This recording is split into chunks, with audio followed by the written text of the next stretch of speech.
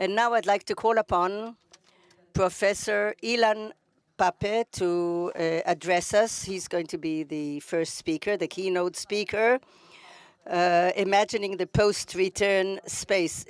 Professor Pappé was born in Haifa in 1954. He's a graduate of the Hebrew University.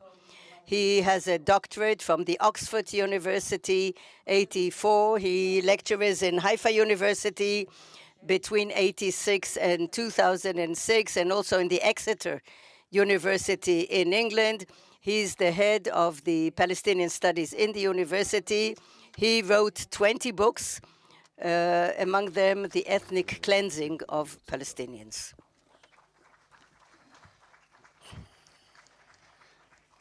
Boker Tov, good morning, Sabah al-Khair.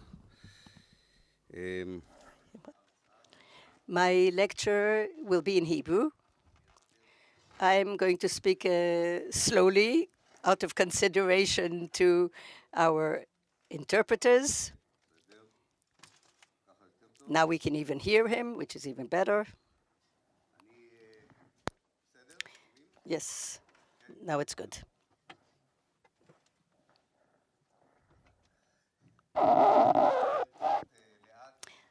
As I said, I'll consider the interpreters, so I speak a little slowly.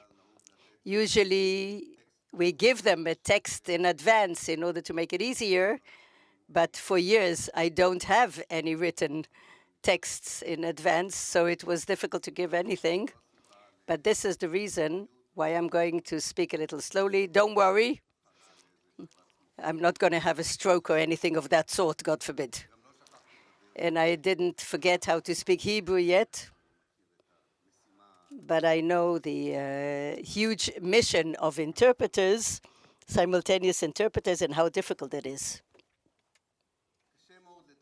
It's very difficult to imagine the area after the return. It's something utopic, maybe futuristic. And maybe we should start and remind ourselves how, for years, actually, we are imagining this whole area, namely Israel, Palestine, how we imagine it without the return. Moshe Sharet, the first foreign minister of the State of Israel, at the end of 48, he was looking for the right way, how to call the ethnic cleansing that took place in Palestine in 1948, and he calls it the most wondrous event in the history of this land. When Moshe Sharet, later on, he was more liberal, he was a dove, saw the emptying of this country, the most wondrous event, then it's reasonable to think that he did not imagine this area the way it'll look if, in fact, there will be a return. No less shattering, if it is shattering, I don't know, is the attempt of senior civil servants in the Israeli Foreign Office in the beginning of the state to imagine the fate of these refugees, not the area after the return, but the fate of the refugees. A whole group of Anglo-Saxon civil servants who came here around 1945. They wrote in English between themselves, mainly. And this is how they predicted regarding about 1 million Palestinian refugees who already then were on their way to the refugee camps in Lebanon, Syria, and Jordan. And that's what they wrote. Those who can adapt and those who can actually find the way, they'll be doing it by natural choice. Namely, the most successful ones are going to die. That's what they meant. Whereas the others, they will erode. Some of them are going to die, and the others are going to become human dust, the lowest of the low, and will join the most base statuses in the Arab lands. But actually, the opposite happened. The refugees did not become human dust or lowest of the low. On the contrary, they became the excelling groups, the most important groups, most energetic in those places where they were accepted and where they are till this very day. So not death nor disappearance, and not going down to the lowest echelons of the Arab society, and even the internal refugees within the state of Israel. And it seems that their voice has been quiet until the middle of the 80s. They re-evoked and started challenging this Israeli prediction of the beginning of the state. Also, the international system does not deal with imagining the area without the return of the refugees. Right after 48, this regime, together with the UN, conveyed a very clear message to the world that the return of the refugees is a legitimate stand, it's moral, and it's rational in view of the experience of the past and the international stand regarding return of any refugee. We can note that the one who actually was at the head of this international process was the American Department of State. Even President Truman called the Israeli stand a very cruel one, irrational, for negating return, and he told its representatives in the UN to vote again and again for 194 resolution of the UN, which called upon Israel to enable the refugees who want to come back to their homeland and to compensate those who would like to remain in their new places. When the peace process started again after 1967, the whole issue of return of refugees disappeared. It came back during the Oslo Accords, but even there on the agenda of Oslo, the issue of return was not so important, wasn't of supreme importance. It was pushed to the side, not just by the Israeli negotiators, but also by the Palestinian ones. The right of return, like other issues that were in the heart of the conflict, disappeared from the agenda during that peace process.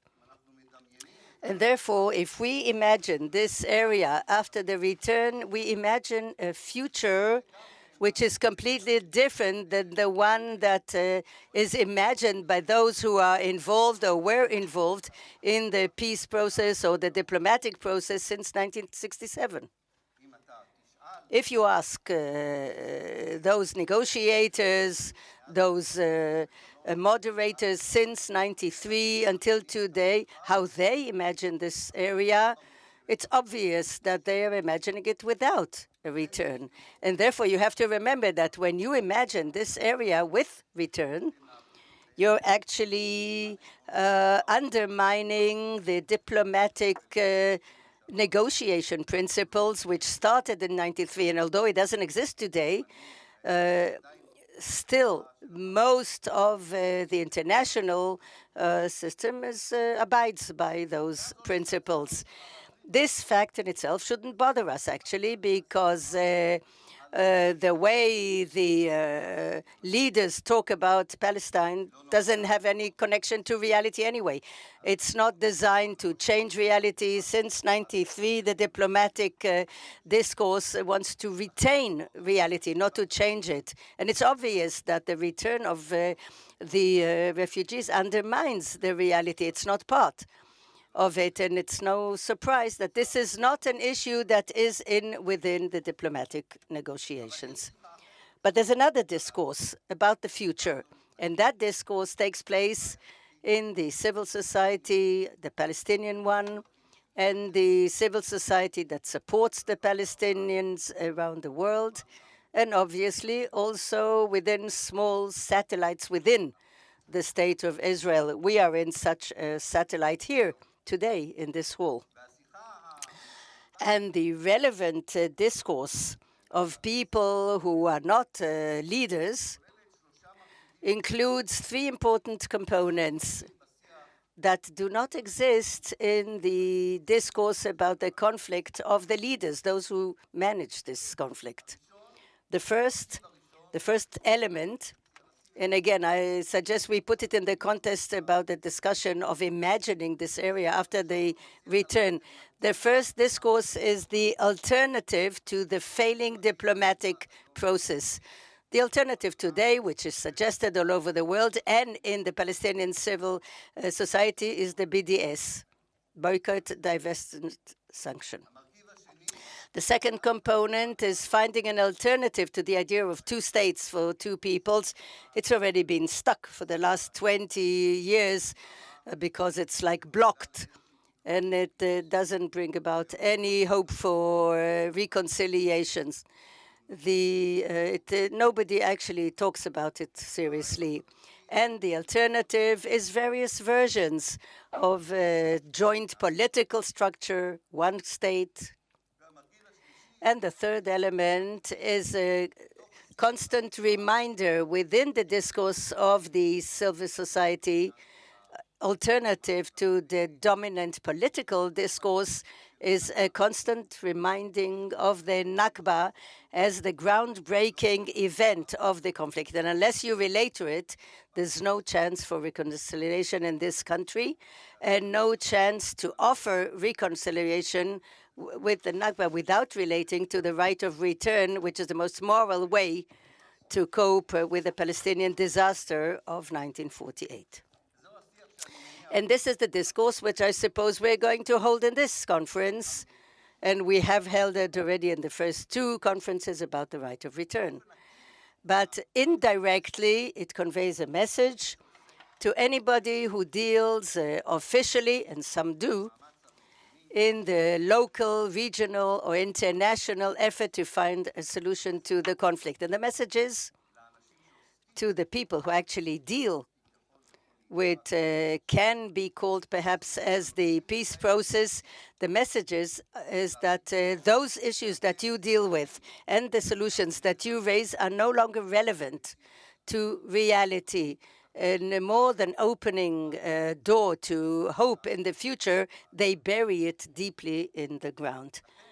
Therefore, we can start imagining the area after the return. Also, only if we have the imagination and the faith to imagine another kind of scenario, and if we have patience to understand the complexity of the right of return, also from the point of view of the refugees and not just from the point of view of the politicians who talk on behalf of the refugees. I will propose one scenario and one complexity, if I could put it like that, and I will make use of an updated academic study. That's interesting when you talk about imagination. Academicians aren't usually the people you use when you want to imagine things. Writers, cineasts, and people of culture are more likely.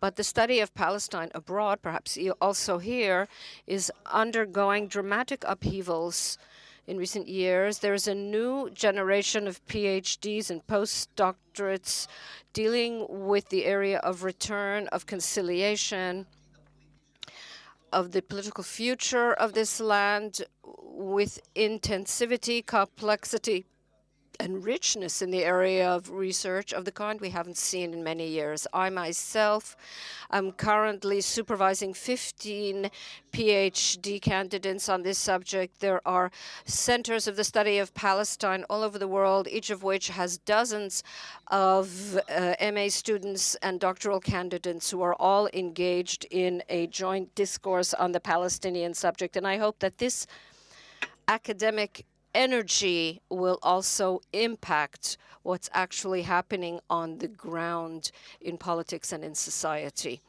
The scenario that I am talking about in order to imagine the space after the return is, of course, that of the state of Israel, which is no longer captive to a demographic obsession. Official Israel has claimed since 1948 that it cannot accept the Palestinian refugees back because that type of return would undermine the demographic balance in Israel. And without a Jewish majority, there is no possibility for the Zionist vision. Eventually, it turned out that the opposition to the Palestinian return is not motivated only by a demographic or racist fear, but also stems from the fear of admitting the connection between the return and the taking of responsibility for what happened to the Palestinian people in 1948. The act of return implies taking responsibility, even according to the Israeli interpretation, not only the Palestinian interpretation. And the constant and consistent refusal of Israel to accept the return, to claim that it is impossible to let 250,000 of Israel's internal refugees to return to their homes.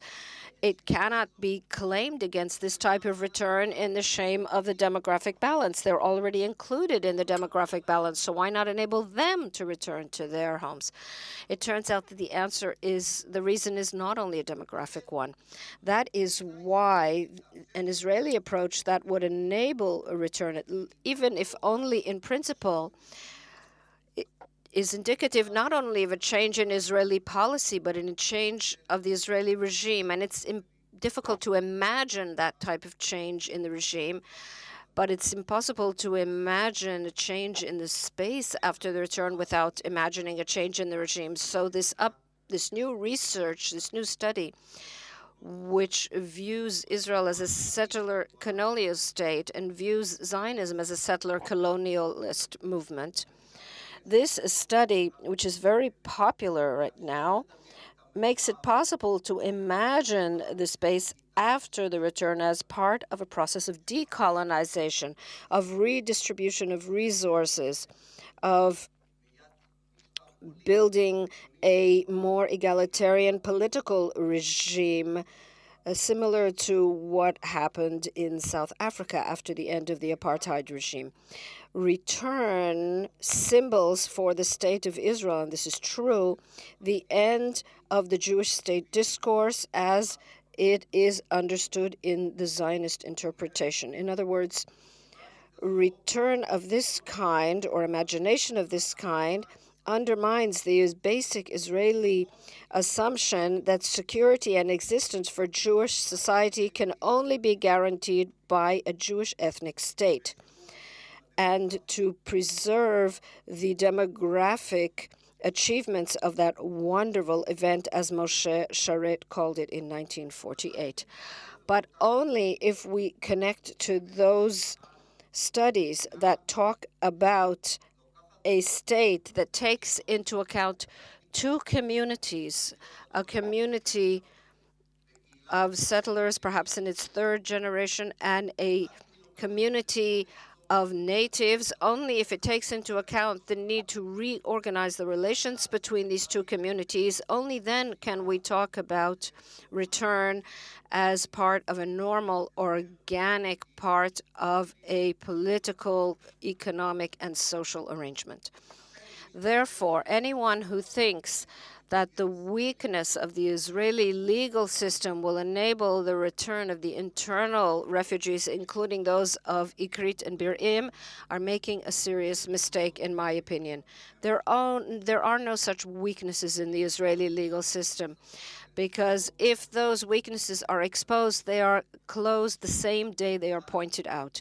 But only a change or thought about a change in the regime structure can contend with a legal system that until now not only did not contend with the damage caused by the exile, but continues to cause damage in the Galilee, the Negev, and in the West Bank and Gaza. Just imagine a state that is not ethnic, that abandons the principles of settlement of the 19th century. Only then can you imagine the subject of return and how this expanse will look afterwards. no less difficult is this task for Palestinians, by the way, to imagine the return. Palestinians until now have made do with slogans about return, about the sanctity of return, but have done nothing much beyond. In my opinion, the main Palestinian difficulty is to recognize the fact that Palestinian society has reached a stage in its history where it can be called the post-national stage. That doesn't mean that the Palestinian society should adopt a post-national position, but it is living in a region and in a world that is post-national. I am not noting that as something positive or negative. This is just a recognition of the reality that requires the Palestinian national movement to rethink the Palestinian return project and not to be bogged down on the slogans of the 1960s. I recall an indirect dialogue that Matzpen had in the 70s with Rassan Kanafani and the members of the PFLP of George Habash, when the people of Matzpen maintained that the Zionist movement is not a colonialist movement, but is a colonial settling movement. In other words, that the Jewish settlers have nowhere else to go or go back. Similar to the whites in South Africa. And Rassam Kanafani was still thinking in terms of classical colonialism, that the liberation of the Palestinians included the deportation of the Jewish settlers to the lands of their where they had come from. In other words, one group was thinking of the ANC, the African National Council, as a model for liberation, and the other side was thinking of the FLN, the Algerian Liberation Movement, as a model. I think that those who take the FLN position will have to abandon that position and go more in the direction of the ANC.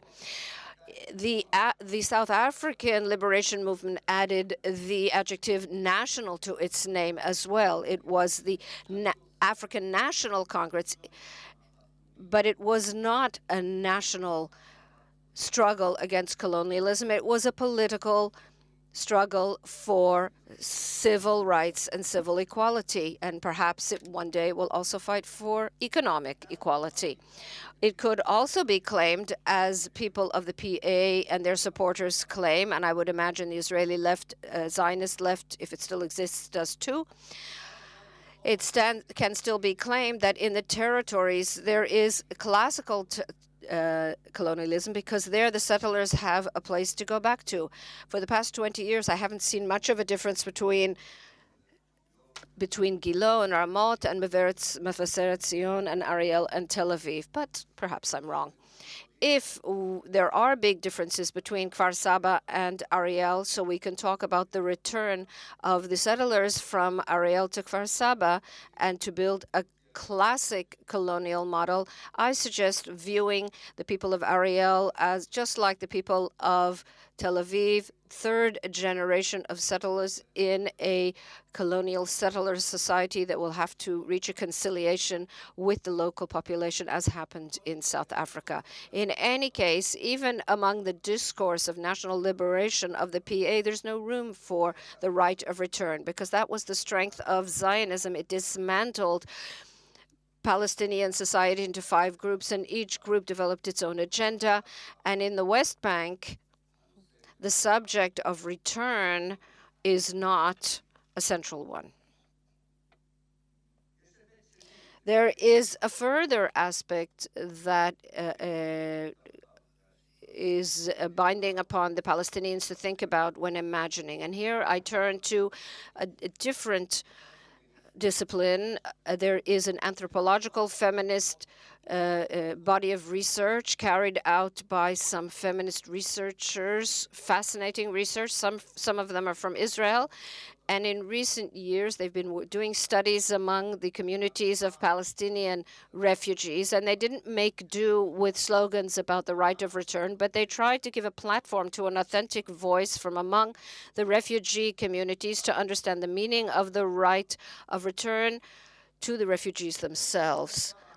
And in this courageous study, and I'll tell you why I say it's courageous, because the very question of a Palestinian researcher, the very posing of the question, is return important to you? Do you want to return? What do you understand from the right of return? The very question is considered by those who think that they represent the Palestinian liberation movement as a dangerous act, as if it undermines the sanctity of the right of return. And the sanctity of the right of return in Palestinian society is still very strongly held. But this is not the case. That is not the reason why they carried out their study. They didn't seek to undermine the sanctity of the right of return.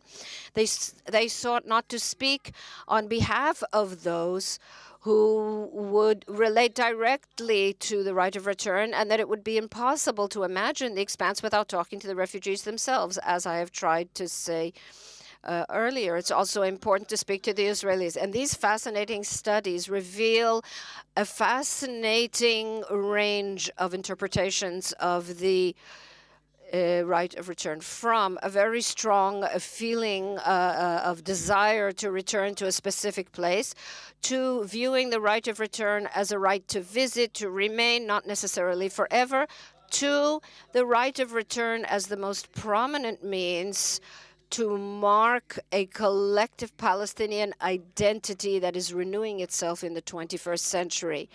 Especially striking in these studies are those carried out among Palestinian refugees that came from Syria, from refugee camps that no longer exist. The leading studies from the Yarmouk camp that has almost completely been destroyed, the refugees were asked, when you think about return home, what do you think about? What are you talking about? And they said they were talking about Yarmouk. That is the home that was destroyed. That is the home that because of its absence, they are in Europe. Not because they believe they have a better future in Europe, but because they have no home left in Yarmouk. But at the second part of the discussion, they will mention Haifa and Akko and Safaria and the bond to another homeland, to other land. But that is a complex relationship, not a simplistic one that easily connects to slogans about return or even compensation. But this range, which is worth reading about because this research is growing, this range has no meaning as long as the Israeli regime remains as it is, as long as the Israeli position towards return is motivated by ethnocentric, if not to say racist, ideology and a demographic obsession. When Syria when the neighbors of Syria, when the richest neighbor of Syria refuses to accept even a single refugee, while its poor neighbors are accepting millions of them, Israel sent a very clear message regarding the need to hold a complex and varied discussion on the continuation of the right of return. There is no distinction in Israel among the range and still the cruel and inhumane forecast of the Israeli Foreign Ministry is the preferred one to the decision makers in Israel and the majority, I'm sorry to say, of the Israeli population, the Jewish population in Israel. And I will conclude in saying that it is impossible to imagine the expanse after the return without imagining all of the Middle East, especially the eastern part of the Mediterranean. The state structure that European colonialism imposed after World War I is falling apart before our eyes in a number of states and remains intact in a number of other states, but in all Arab states, the weakness of the nation state is clear.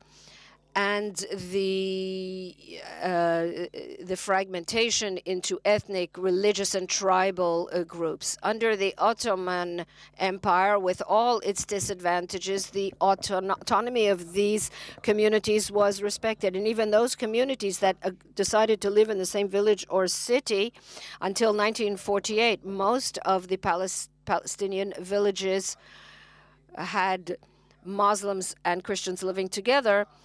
Even those communities were able, under the umbrella of the Ottoman Empire, to move freely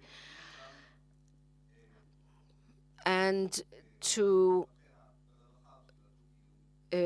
benefit from the coexistence with one another. This type of community structure, not necessarily Ottoman, of course, but within a dismantled nation state, the free movement of refugees back to their homes, the possibility of free search for economic opportunities, and especially political settlements that are more egalitarian, and a just distribution of economic resources. These are part of the imagining of an expanse that is wider than Israel and Palestine, one that is more positive and vital in order to bring an end to the ongoing Palestinian Nakba and to diminish the daily violence, which is the fate of so many in the Middle East around us. Imagine Israel as part of the Middle East and not as part of Europe, and you will be able to imagine the return. Imagine Israel as built as part of Palestine, not instead of Palestine, and you will be able to imagine the return.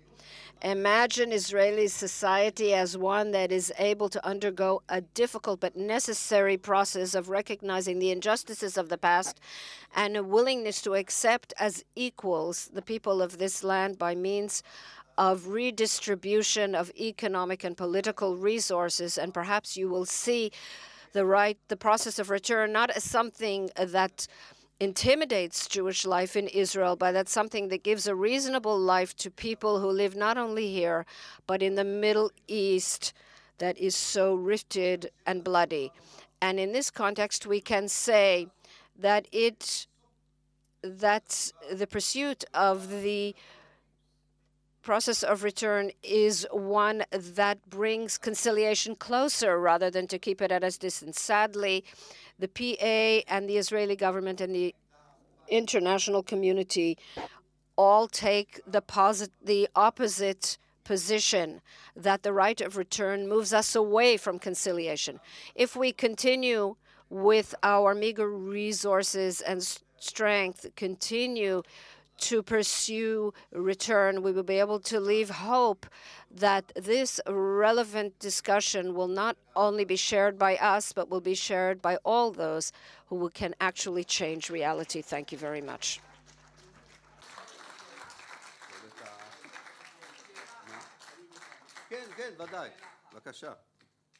I'm very proud to hear such speech like that as an Israeli. I'm very proud. And thank you for bringing to discussion about the Awda. I'm part of the Awda. I'm an Iraqi Jew. 670,000 years I was in Iraq, Baghdad. All my family was in prison. My sister, 16-year-old. All my money, all the house, all my father was in prison, nearly died. And you ignoring את העובדה של היהודים, אתה לא מזכיר אותם? חצי ממדינת ישראל הם פליטים. טוב, אני אענה לכם.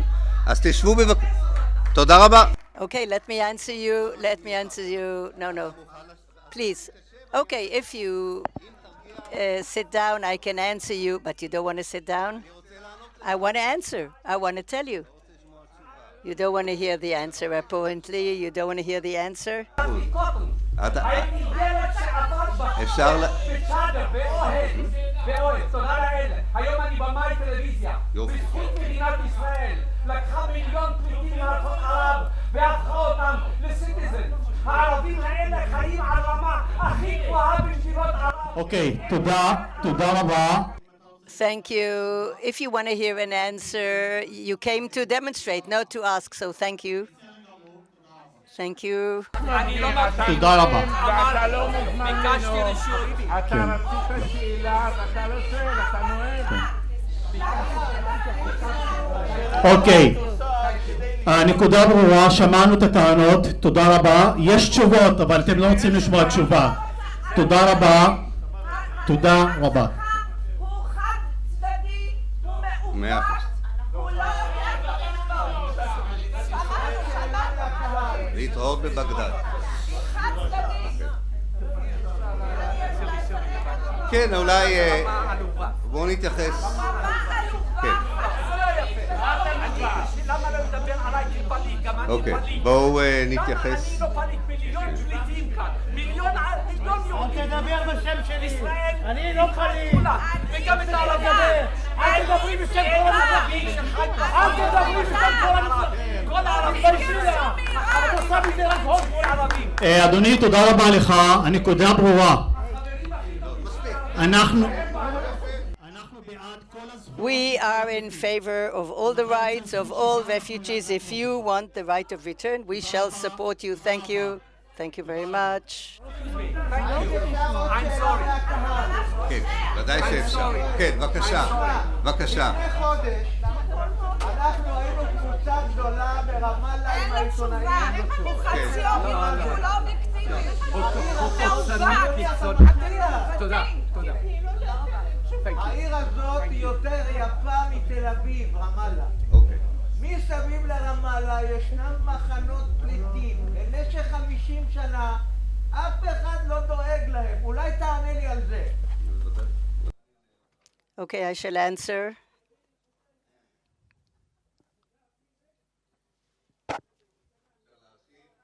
Microphone. Can I start answering? Everybody's calmed down. The relationship between the Palestinian Authority and the refugee camps is a very complex one, and let me explain in 1 or 2 minutes. Since 1949, following the UN resolution 194 that determined that the Palestinian refugees have an international right, legal and moral, to go back to their homeland, the Palestinian national movement decided. Sir, you're not listening to me because I'm talking to you, actually. Had you been my student, you would be out of the hall already. Are you with me? Oh, you can hear me. That's good.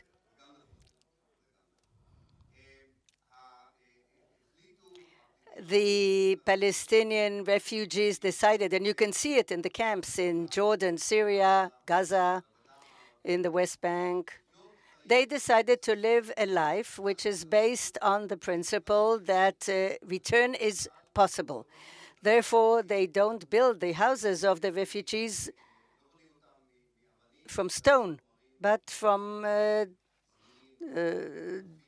disposable materials.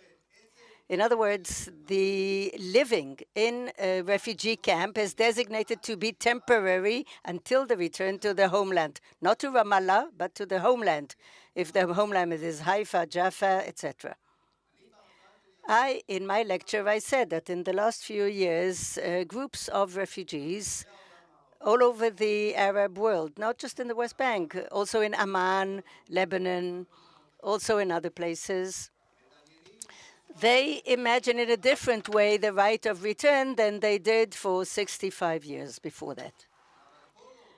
But as long as there's no negotiation, there's no change that actually enables the imagination of return, the political Palestinian elite are going to be faithful to the idea that grew in 1949, that you do not dismantle the refugee camps by assimilation of the refugees in Lebanon, in Jordan, or any other place, but you wait for the political solution that will enable their return. The entire national liberation movement of the Palestinians until 1993 wasn't for a struggle for a Palestinian state side by side with Israel, but the return of the refugees. And it's obvious that we need a new Palestinian discourse about what is the project of liberation, and we'll also have to integrate into this discourse Israeli and Jewish factors. However, the dominant discourse is not that. The dominant discourse is one of two states, of a peace process that leads nowhere, that the return of the refugees is not part of it, and the process is not supposed to solve the conflict, but to perpetuate it. So what there is what will be, but the PA and Ramallah, they're not a government of a state. It's hardly a municipality. It cannot return the refugees even if it wanted. This is not a reality of sovereignty that you can put the responsibility on a government to say that let's not go into a discussion about the PA, but to demand from the PA to be the one that will actually create a revolution in the Palestinian philosophy of the return. They just not to understand what's the PA, how it was incepted, and what are its chances in the future.